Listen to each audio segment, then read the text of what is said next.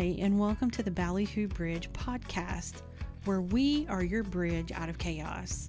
I'm your host, Heather, and I've discovered the thing I enjoy most in life is helping people get unstuck. What do I mean unstuck? Well, are you stuck in your own chaos? Are you either struggling to quiet the noise and figure out your next move, or you know what to do, but you have no idea how to actually do it? Whether it's trying to understand all your spiritual desires or trying to grow a solo business. And now you're asking why I'm talking about both, right? Well, because it's been my experience that spiritual growth and solo business often go hand in hand. And that with the desire to grow, in comes the chaos. No matter where you are in that journey, you often just need someone to take you by the hand and help you bridge the gaps to your next goal, your next success. You need help to quiet the madness and understand your options. So we're going to talk about spiritual things and sometimes business things and probably a few other things too as we move through the chaos and cross the bridges. I hope you'll come along with me. Well, I have to say, this week's topic is a little bit hard to talk about. And oh my God, I just realized how many times I think I've said that recently. But I guess maybe it's all a little hard to talk about these days. I mean, I've kept this part of my life kind of hidden since this all started, this whole journey started. And then, of course, before that, the truth was I had things that went on in my life that I didn't really understand what it was or that it had a name. But this is really hard to say out loud. I mean, sometimes I'm looking around and I'm thinking about what I'm going to talk about. And I think, I can't believe I'm actually talking about these things out loud to other people for them to hear. Because, come on, the fear of judgment is real, y'all. But it's not just the fear of judgment that really bothers me. It's that fear of loss. Maybe it's because I've lost a lot of people in my life and I've lost a lot of friends for different reasons, but I'm looking around thinking about the people that I love that are important to me, and that if they really start hearing this and knowing about this side of me, am I going to lose them in my life? Because I really don't want to. But you also hear people say, well, if they can't accept you the way they are, then they don't need to be in your life. But that's really a lot easier said than done. But it's time. And if I want to create a space for people to hopefully understand each other better, then I need to kind of lead that charge, right? So I think we've established that I'm a Christian. I was raised a Christian. I believe in God. I still believe in God. I do things in my life in hopes of doing as He wishes and doing things that would honor Him. I've also called myself an intuitive the past few years, which is probably a nice and perhaps more accepting way of saying the truth. And do we know what that really means? Well, the basis of it is that I use my intuition, my intuitive abilities to help people. I read energies and I know things from those energies. But let's be honest, what does it really mean? It means I'm a psychic, and it means I'm a medium. And no, they don't have the crazy hats or crystal ball or some kind of weird made up accent. I'm not hanging out in a tent at the local fair. That's the stuff you see in movies. And that's not what this is. This is my life. This is real life. And I'm not the only one I know that does this. I believe that these gifts are from God, our Creator. I believe I was given these gifts so that I can help people. I'm learning to use the energy to heal people from traumas and from, blocks that help them from moving forward in their lives. Now, I'm going to be honest with you. I've gotten multiple reactions so far when I say that out loud to people. You see some people kind of start to immediately sort of pull back, and you see a change in their face, and I feel the change in their energy. I've had others say, so what, are you a witch? And we've talked about this before too. No, I'm not a witch. I'm a person. I actually don't like the term witch. I find society has attached a very negative connotation to it. And to be honest, when I hear it, I don't like it. And maybe that's my past conditioning that I'm allowing in, but it just doesn't feel right to me. That's not how I see myself. I see myself as a teacher. I see myself as a healer. And so I don't really have a label. And right now, I kind of don't want one. I digress. Let's go back to those reactions I was talking about. I've got other people's that just kind of go cool and they move on. They really don't seem to care beyond that. And there's others that they immediately start asking me questions. They share things that have happened to them, and you can tell that having that connection is kind of exciting for them. They finally have humans that are saying things out loud to another human about things they've experienced that maybe they were scared to say it before. But now they finally feel safe to say it. Or they start asking me about things that have happened to them and they want to know, do you have an answer for it? You know what I mean? They're like, I think my house is haunted. What do I do? Stuff like that. And of course, most of them have no clue what all this means or what it is, but they've admitted that they've always wondered about it. And I think most of them usually chalk it up to having a sixth sense. That's a term I always heard all my life. They know it's more than that, but they've never had the courage to go any further.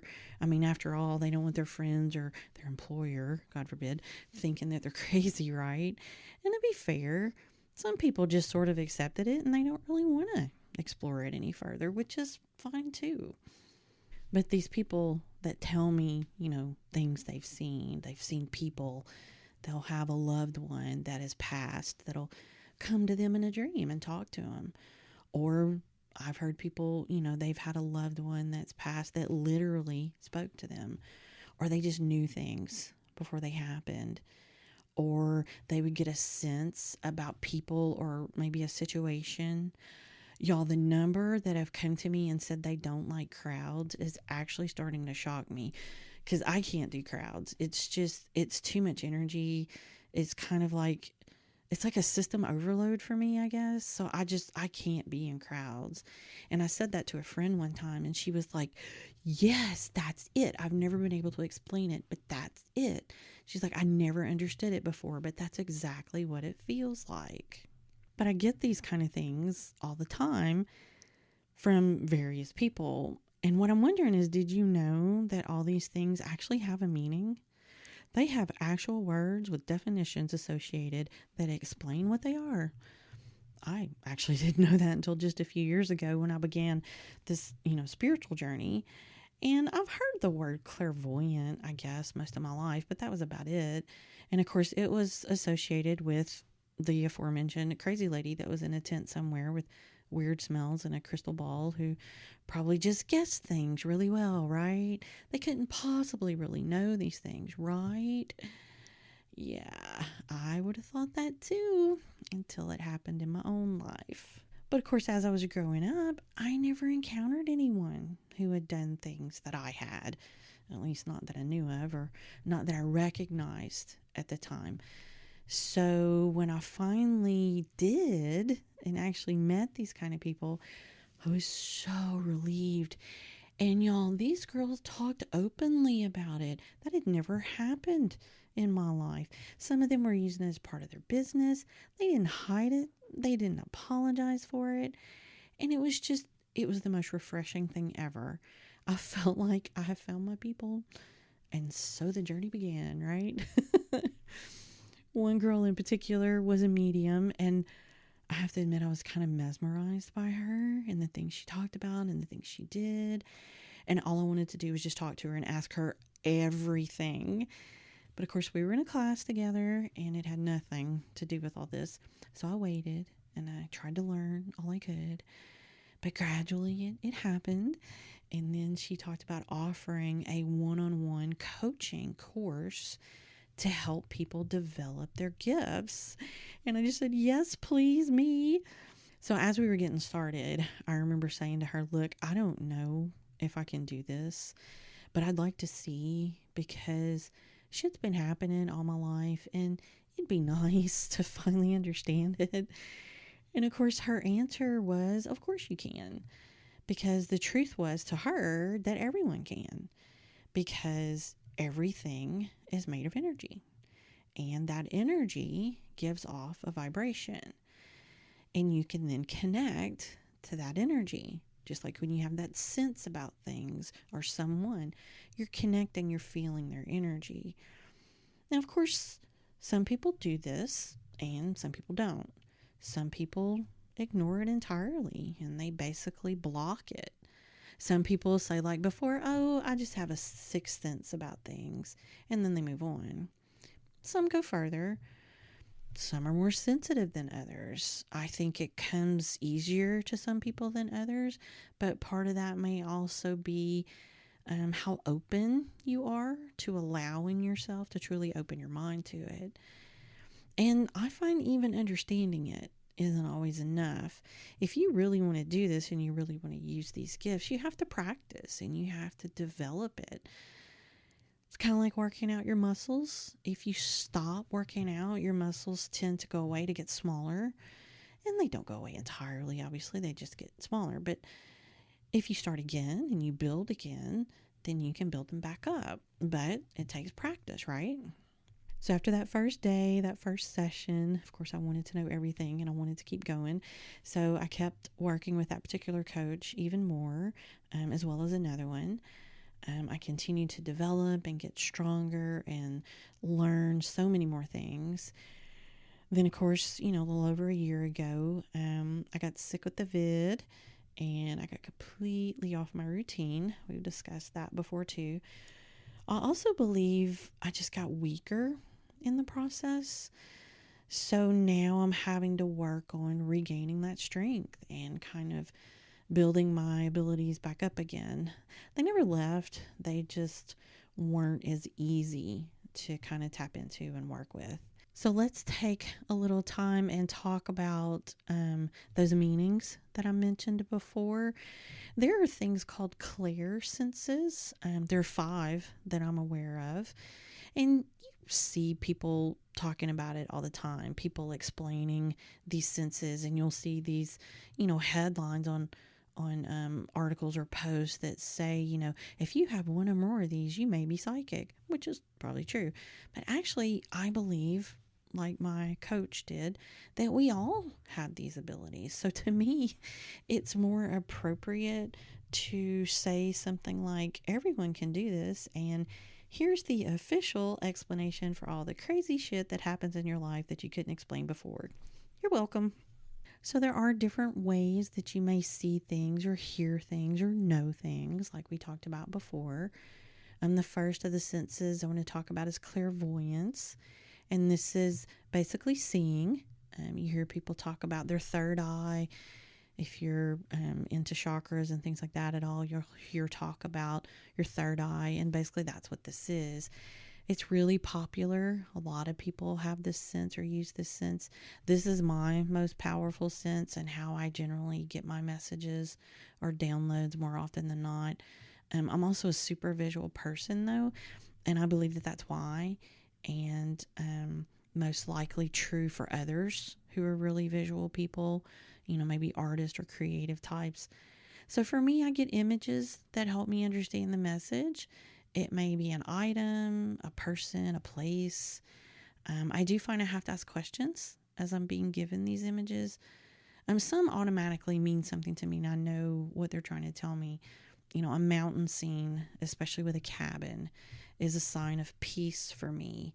Also, a beach with a very soft water wave coming in on the beach, that's also a sign of peace for me. So if a person shows me that image, then the person that's passed, then that's telling me that they're at peace. Sometimes you'll also get an image of an object, and this may have significance to the person they're trying to reach. It may be as simple as maybe the person that passed shows you a watch and the recipient now has that watch. This may just be a way of them saying, hey, I'm with you. I'm aware of your life. I'm glad you have the watch. I love you. Those kind of things. Sometimes I have to ask though, especially if I don't understand the image or if it has a particular meaning to me. I may have to say, is this for you or for me? Are you showing it to me because it means something to me so I can translate it? Or is it something that means something to you and the recipient that you want them to know. And then they can tell me so that I can pass the message along properly. So like I said, this is the main way that I get my messages, but I've also had people all of a sudden start talking in my head. It's a voice I don't recognize. Come on, you all have a voice in your head and it has a particular sound. I know you know what I'm talking about. Most likely it sounds like you or someone you respect, maybe. My inner voice is kind of a mix of my mom and my sister, and then sometimes it's just me. So I know when it's something besides that. And that sense is called clairaudience. It can be words, it can be music, but generally it's some kind of auditory cue. Now, for me, this one developed later, but occasionally I do have people sort of yell in my head. I think they're trying to get my attention, and I have to sort of set that boundary and, don't yell. Just tell me what you want me to know. But I'll also get auditory messages beyond just the yelling. Some people have used this kind of sense to predict things because they are hearing. They're in the midst of the event, and so they're hearing the event. But just like the visual clair, people that have clairaudience are probably good listeners. It's probably their strong sense. Think singers, musicians, counselors, people like that. I also want to take a second to point something out. These work for both medium work and psychic work when you're giving a reading. It's not just a spirit thing. It's actually an everyday thing at times. I just wanted to point that out. So, okay, let's see, moving on. A huge one for me also is clairsentience, and this is feeling.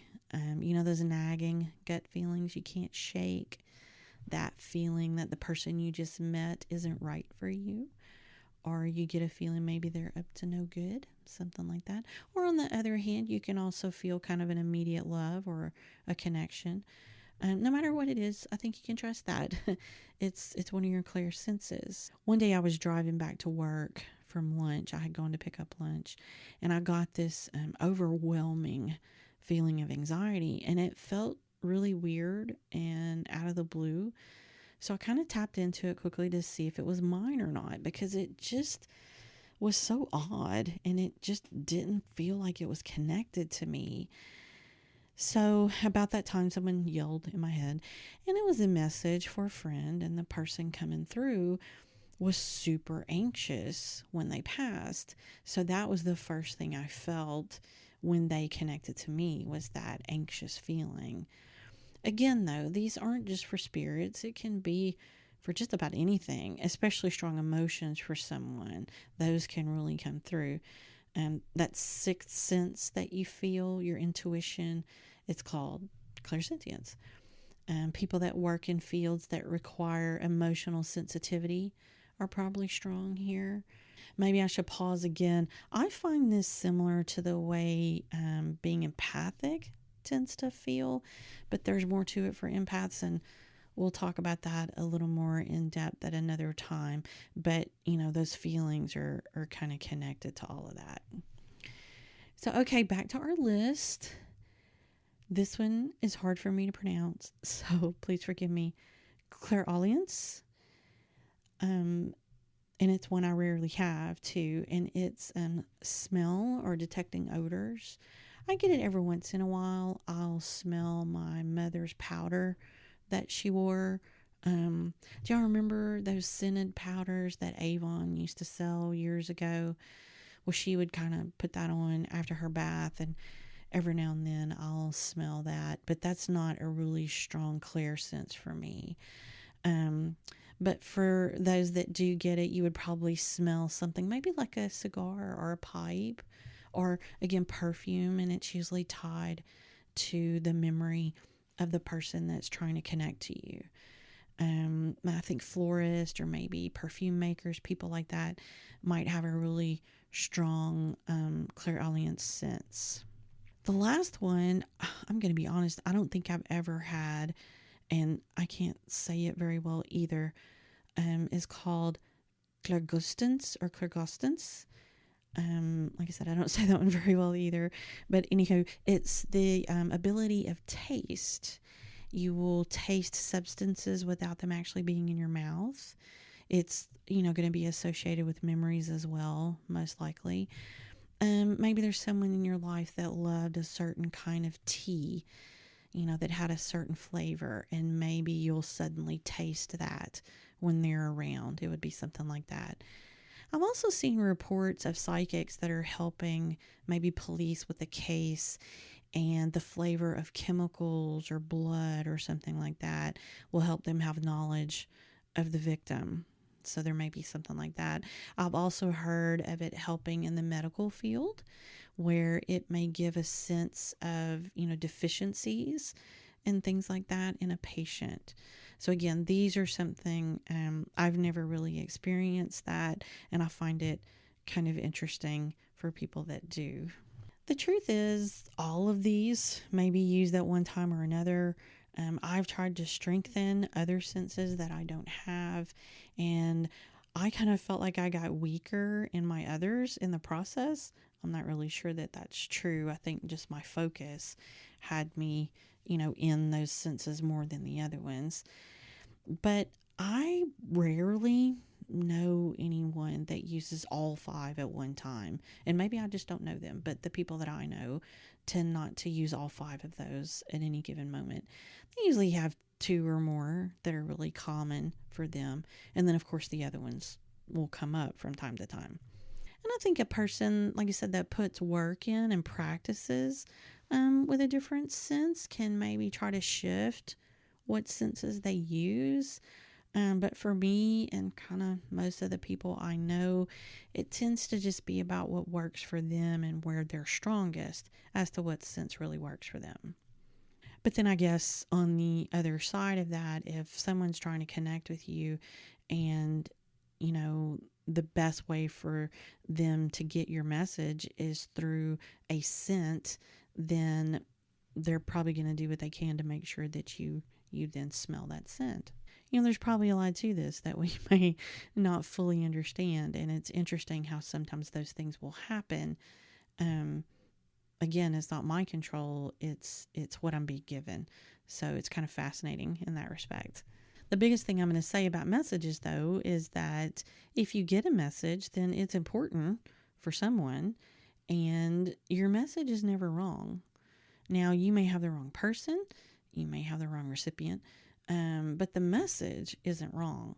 So trust whatever you get, even if it makes no sense. I mean, once you tell the recipient what it is that you got, it may make sense to them. So it doesn't always make sense to us, but it's not for us. We're just sort of the vessel to move the message along. Now that you know about the names and such, what I'm wondering is, does it change your thoughts at all?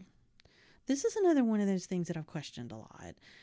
Like I said, I truly believe these are gifts. And the more I research, I also find evidence of people having visions and things like that in the Bible. And I know that for some folks that, stick with the Bible as it's presented only, that this may be hard to accept or kind of wrap your mind around. But what about the missing books of the Bible? The ones that weren't included? And yes, they do exist. There's evidence of these books. Man decided, a ruler at the time decided what went into the Bible that was given to the people. The book of Enoch is one that was never included and is full of things like visions and messages and all the things. But even if you don't want to go there, you're not comfortable going there, maybe it scares you, or you're unsure of the validity of those findings, how many of you have said the words sixth sense in your life? How many of you follow your intuition? You believe you're intuitive. So why is it that we can believe this but not that? What truly makes them so different? Is it society? Have we been conditioned to believe it or not believe it? I mean, is it really that bad? A ruler many years ago brought together all of the priests in his kingdom and said, I want you to put together a book that I can make them believe. And the people that weren't in agreement were deemed evil or unworthy, or worst of all, not Christian. And they were banished or killed or all manner of things.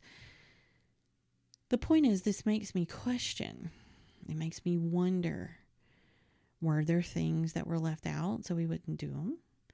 So we could be controlled in some way to not go against the king's wishes? I mean, I've seen enough research, I've seen enough evidence that it truly makes me wonder.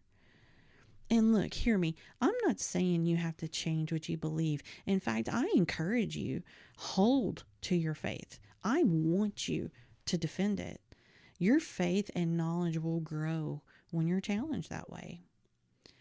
But I will ask you to be open-minded and just consider these questions. Consider why you can believe one but not the other. Why can you know that you have intuitive abilities but you can't believe the rest of it? Really consider what the true core of that decision is. Then consider, is there a middle ground where perhaps we're both right and that's okay and it's acceptable? What I'm asking you to do is to be open to change if you see fit, and not to stay closed just because society may look at you funny if you don't. All my life, when things like this came up, I had the reaction the church told me to have, and that this was wrong. Now, this was before I considered any other facts or any research or any opinion of my own or of others. And the truth is, I suspect there are many of us that do that as well, probably without even realizing that we're doing it. So after you do all that, you've asked the questions, you've looked at the things. If your opinion still never changes, I absolutely respect that. I love you. I support you in your beliefs. And I mean that sincerely. I will always respect what you believe. I will make one more request though. And this is if you're not doing it already, because I know many of the people I know do this already. But if you aren't, can we find a way to do the same for others? Because it really feels like we aren't that different. Thanks so much for joining us today. We really hope you enjoyed today's episode and that it was helpful to you in some way. Make sure to like and rate and do all those fun things for our podcast. We really do appreciate it. And of course, check out the show notes for links and any other important information. Also, be sure to follow us on Facebook and Instagram at ballyhoobridge. If you're looking for guidance in your journey, head over to ballyhoobridge.com. There you can do things like choose a time for a free 30-minute clarity call with me. And you can find out what ballyhoobridge means, in case you were wondering. In the meantime, don't forget to take care of yourself. Until next time.